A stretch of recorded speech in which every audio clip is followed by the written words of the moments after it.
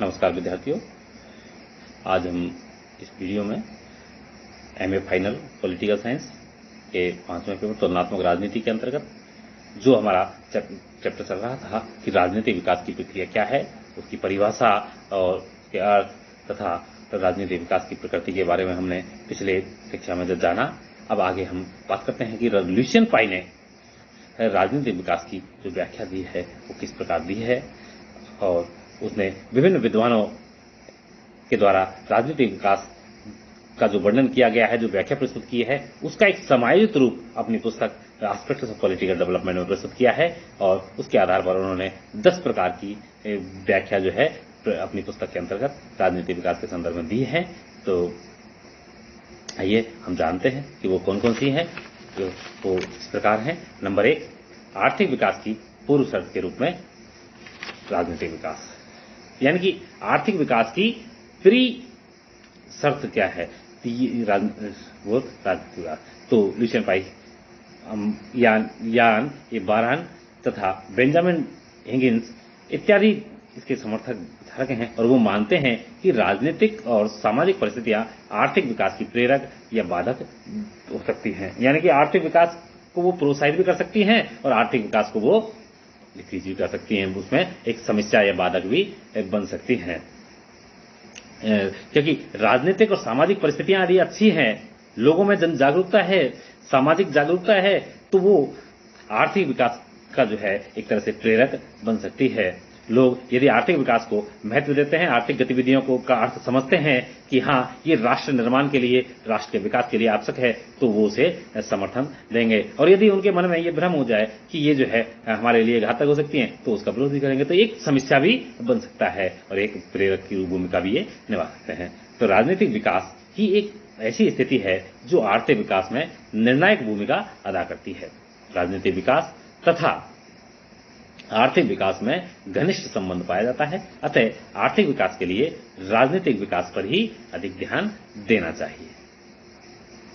क्योंकि जब राजनीतिक विकास अधिक होगा तो राजनीतिक स्थायित्व आएगी, सरकारें मजबूत आएंगी, तो निश्चित रूप से आर्थिक विकास होना संभव है। क्योंकि आर्थिक गतिविधियों के बगैर देश नहीं चलाया जा सकता। देश को मजबूत करना है, विकसित करना है, विकासशील राष्ट्रों की श्रेणी में खड़ा करना है, या फिर आगे चल करके विकसित बनाना है, तो हमें आर्थिक गतिविधियां, औद्योगिकरण, इस तरह की जो गतिविधियां हैं वो हमें संचालित करनी पड़ेंगी।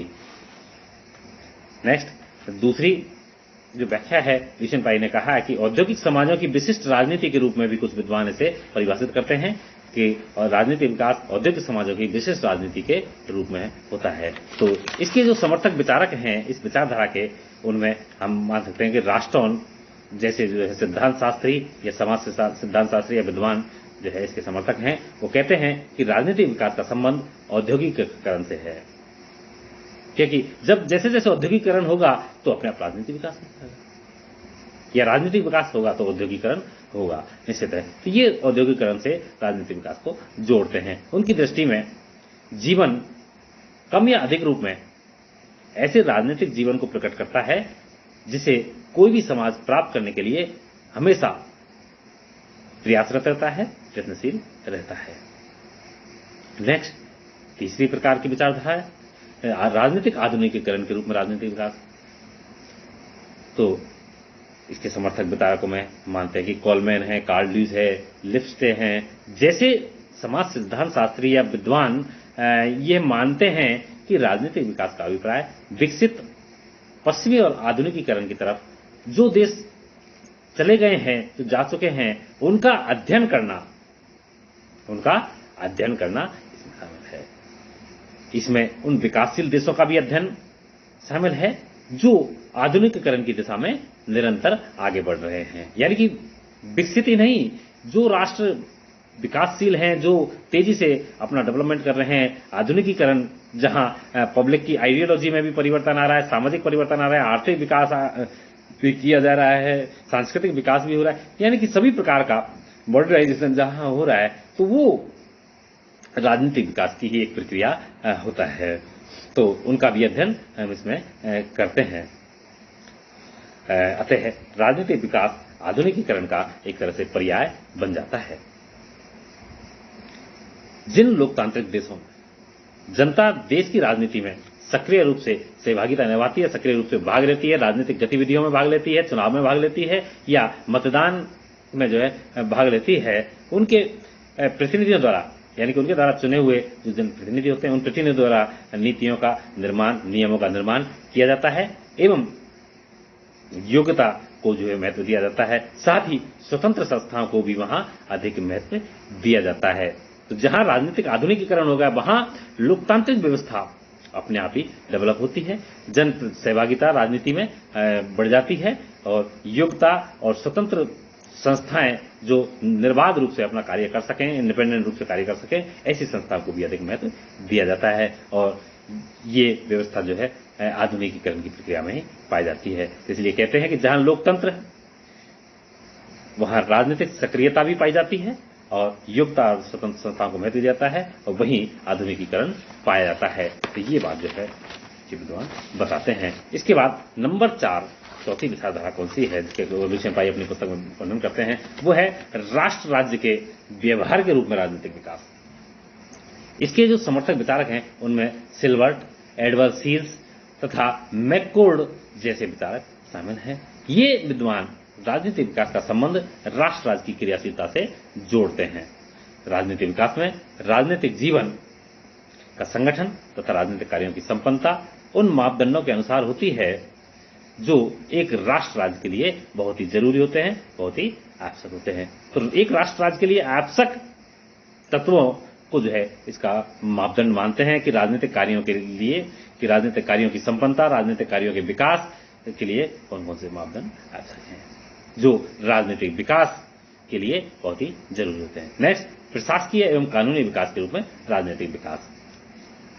तो इस व्याख्या के या इस विचार के प्रतिपादक मैक्स वेबर, टार्कर पार्सन्स, हेंडरसन तथा जोसेफ ला पालोम्बरा हैं। वे मानते हैं कि राजनीतिक विकास का समाज की कानूनी और प्रशासनिक गतिविधियों से बहुत ही निकट, गहरा, घनिष्ठ संबंध होता है।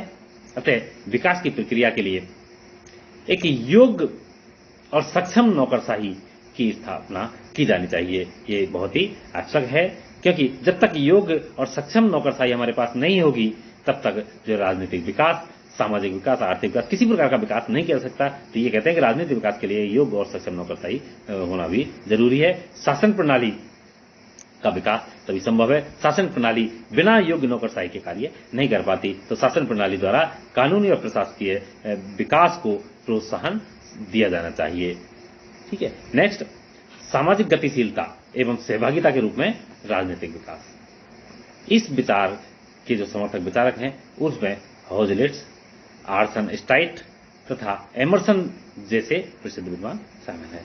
ये इस बात पर बल देते हैं कि राजनीतिक व्यवस्था का जो मूल्यांकन है वो इस प्रकार किया जाना चाहिए कि वह अपनी पूर्ण शक्ति का प्रयोग किस स्तर या मात्रा में करती है।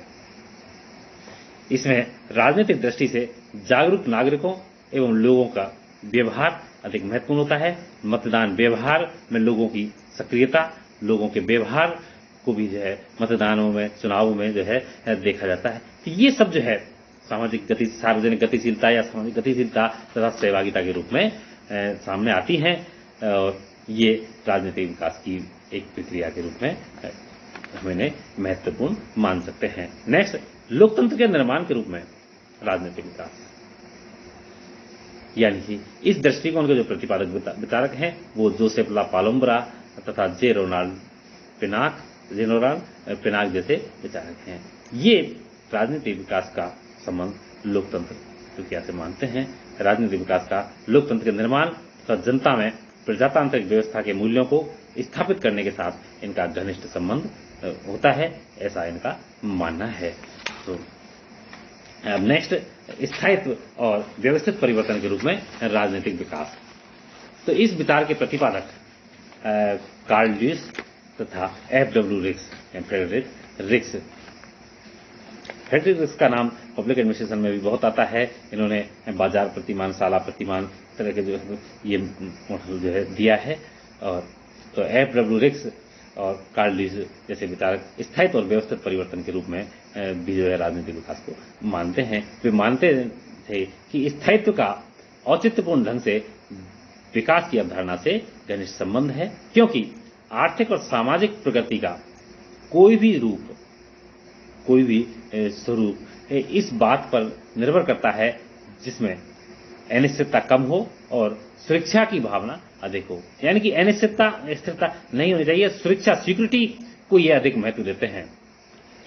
क्योंकि जहां सिक्योरिटी है वहां स्थायित्व पाया जाएगा और वहां व्यवस्था में बड़ी आसानी से परिवर्तन किया जा सकता है और सकारात्मक परिवर्तन किया जा सकता है। और वो सकारात्मक परिवर्तन और स्थायित्व की जो व्यवस्था है, यदि राजनीतिक व्यवस्था स्थायित्व आ गया तो वो एक राजनीतिक विकास होता है, ऐसा कार्ल लुईस और एफ.डब्ल्यू. जैसे विचारक मानते हैं। और नेक्स्ट, राजनीतिक विकास गतिशीलता और शक्ति के रूप में, यानी कि political development as a mobility and power.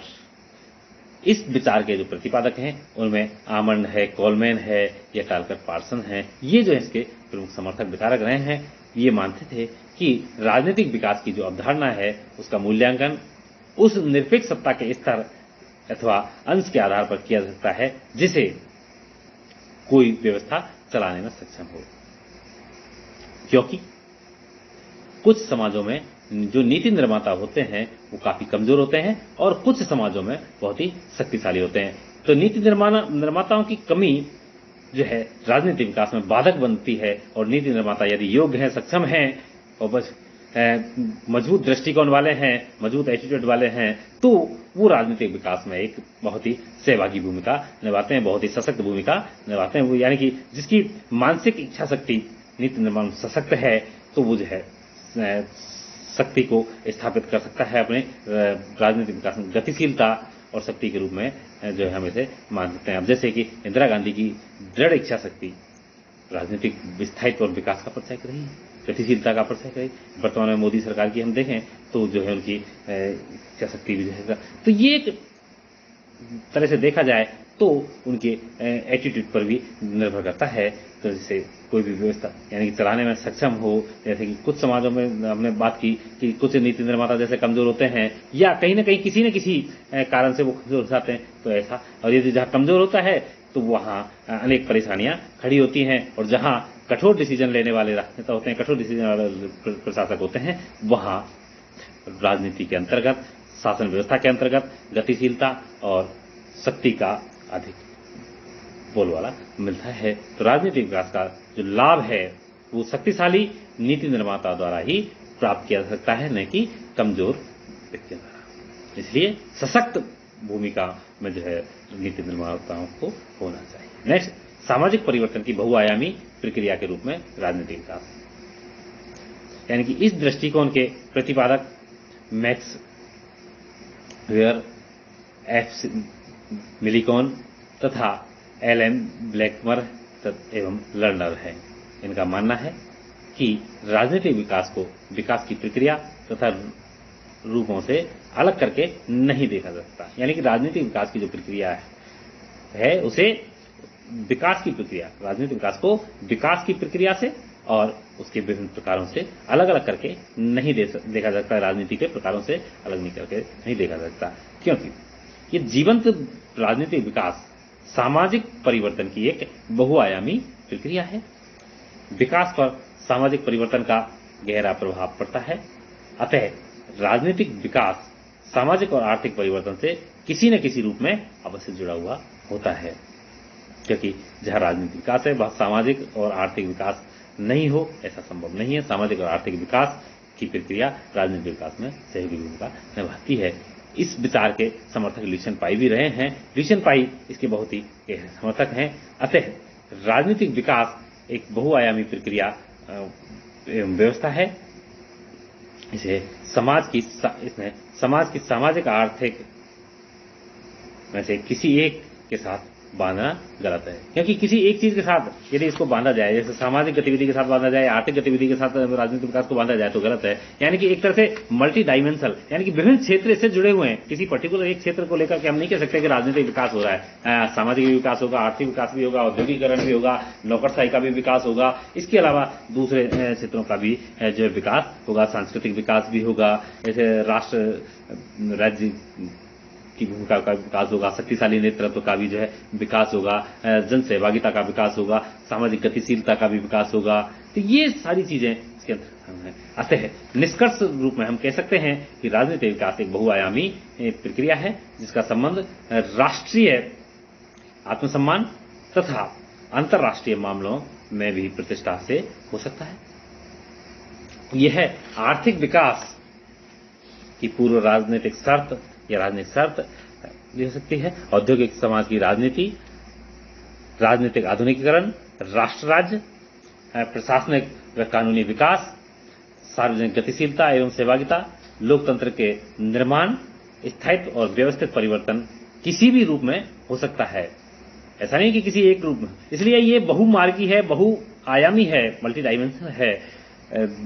अतः इसकी कोई निश्चित सर्वमान्य विचारधारा एवं परिभाषा देना भी एक कठिन है।